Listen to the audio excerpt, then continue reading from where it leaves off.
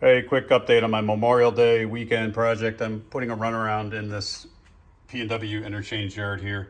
You can see I've got the engine there to give me an idea of how much distance I need.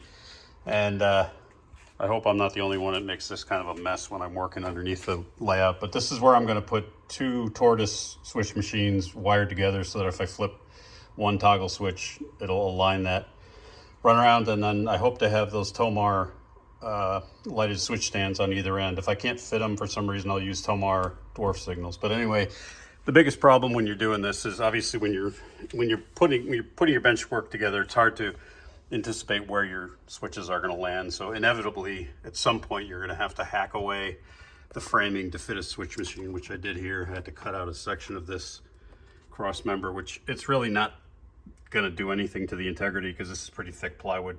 And there's a cross beam here, and then there's one here. So anyway, just gonna get one there. And of course, you know, they always end up landing right where everything else is. Fortunately, it's not in the way of this manual switch throw, which is what this is. And then the other one's gonna be on this side where I have some clearance. So I'll get those things put in there, and I'll get the track put in, and I'll give you an update. Have a great weekend.